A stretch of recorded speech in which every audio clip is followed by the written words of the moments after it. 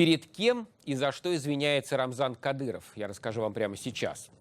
Глава Чечни Рамзан Кадыров извинился перед спикером Думы Вячеславом Володиным за то, что услышал о нем неправду, только услышал. Об этом Кадыров рассказал в интервью журналисту агентства ТАСС прямо в тренажерном зале. Мне рассказали о нем неправду. Я сидел, слушал и кивал головой. А через какое-то время узнал, что Володин не такой, как мне пытались изобразить. Когда мы увиделись, я подошел и сказал: «Вячеслав Викторович, прошу прощения, что присутствовал при том разговоре». Вот какую именно неправду о Володине услышал Кадыров, он, к сожалению, не уточнил.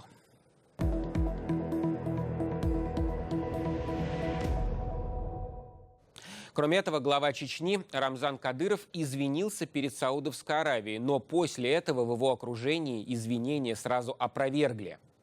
Итак, Саудовская Аравия. Саудовский портал САП сообщил, что заместитель наследного принца, министр обороны Саудовской Аравии, его королевское высочество, принц Мухаммад бин Салман бин Абдул-Азиз, принял его превосходительство главу Чечни Рамзана Кадырова в городе Даммам в присутствии российского посла. Там глава Чечни якобы принес извинения за религиозную конференцию в Грозном, которая широко обсуждается сейчас в исламском мире. На этой конференции, она прошла в самом конце августа, была выпущена Грозненская фетва. Такое правило для всех мусульман-суннитов, которое объявило салафитов ложной и запретной сектой, которая, цитирую, разделяет мусульман, разжигая среди них ненависть и смуту, порождает экстремизм и терроризм. Если верить саудовским сайтам, Рамзан Кадыров фактически дезавуировал Грозненскую фетву, подчеркнув, что салафиты также являются людьми сунной и мусульманской общины, и извинился перед принцем за недоразумения, которые могли возникнуть перед Саудовской Аравией. К салафитам относятся, к примеру, братья-мусульмане, которых в России считают экстремистской организацией, и некоторые сторонники Хизбут-Тахрир. Они тоже себя считают салафитами, но именно за их приверженность к исламскому движению сейчас в Крыму ФСБ задерживает крымских татар. После этого Духовное управление мусульман Чечни выпустило опровержение. Оно сообщило, что Кадыров в Саудовской Аравии не извинялся, а глава Чечни вообще делает это нечасто. Поэтому мы решили все же выяснить, что все это значит у Архана Джемаля, который прямо сейчас, мой коллега, находится в студии «Настоящего времени» в Москве. Здравствуйте, Архан. Здравствуй, Архан. Привет, Тимур. Мне для начала хотелось бы уточнить у тебя все обстоятельства этого якобы извинения. Было оно или не было?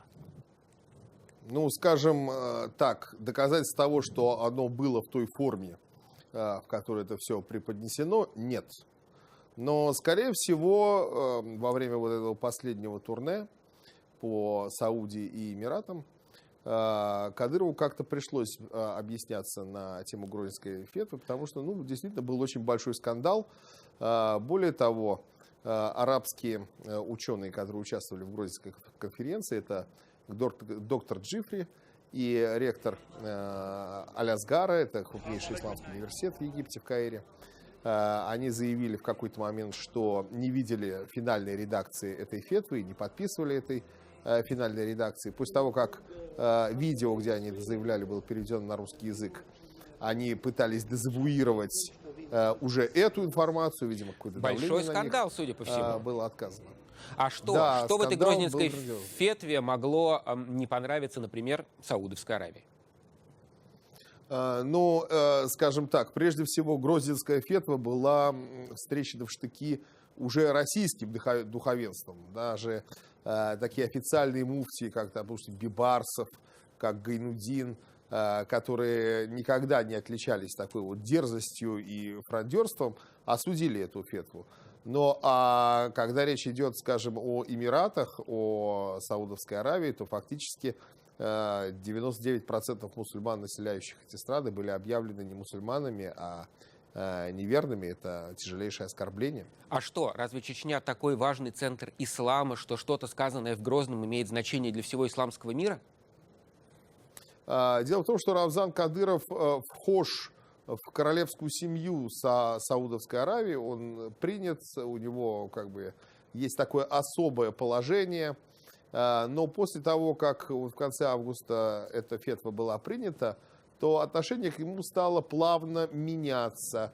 И, скажем, как лидера такой вот неформальной дипломатии уже стали рассматривать не самого Рамзана Кадырова, а Юнусбека Евкурова, Его персонально пригласили в Саудовскую Аравию, он был допущен внутрь Каабы. То есть такая преференция, которая важно раньше быть была закреплена только... за Кадырова. Очень коротко, если можно, для Кадырова важно быть человеком, который ведет переговоры с Саудовской Аравией. Это важно для его Конечно, конечно. и для его мусульманской потому что истории прежде или всего политической? это исламская благотворительность, которая проливается золотым дождем на Чечню, точно так же, как и бюджетные деньги с федерального бюджета. Тогда как не сойти с ума, если в Министерстве внутренних дел Российской Федерации, администрации президента России людей, которые придерживаются салафизма, называют экстремистами и сажают в тюрьму, а по соседству находится страна, с которой ты дружишь, в которой за это обижаются, а ты находишься между ними. Я вот пытаюсь поставить себя на место Рамзана Кадырова, никогда не смогу. Как ты думаешь, как он чувствует себя на этом месте вот странном?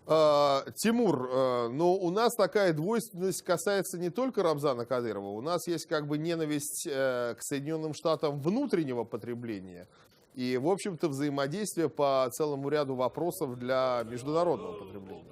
Так что в этом плане Рамзан Кадыров ничем не отличается. То есть есть фетва, которая была сделана для Кремля. Это была такая демонстрация лояльности самого Рамзана Кадырова. Она не противоречила и его взглядам. А есть как бы его международная позиция, когда он должен сохранять хорошие отношения с шейхами Эмиратов, с членами королевской семьи. Но он в этой ситуации выглядит довольно Аравии. независимым игроком. Может быть, я ошибаюсь. Или он Нет, он не выглядит независимым игроком, просто дипломатия, она же градуирована. Есть вот, допустим, МИД, есть спецпредставители президента, там, да, в том числе и при исламских странах, например, долгое время такую позицию занимал Камиль Ицхаков. Есть Кто это Камиль Ицхаков? вообще не...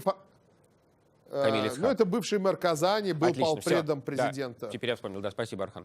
Я понял, да, это внутренняя такая дипломатия, часть дипломатии, которая делегирована Кадырову. Очень короткий последний вопрос, постараюсь на него коротко ответить. Если бы Кадыров извинился на самом деле, или мы бы так это могли воспринять, то в конспирологической голове складывается такая вот простая схема. Америка управляет Саудовской Аравией, Саудовская Аравия управляет Кадыровым, значит, Америка управляет Кадыровым, а он-то этого не знает.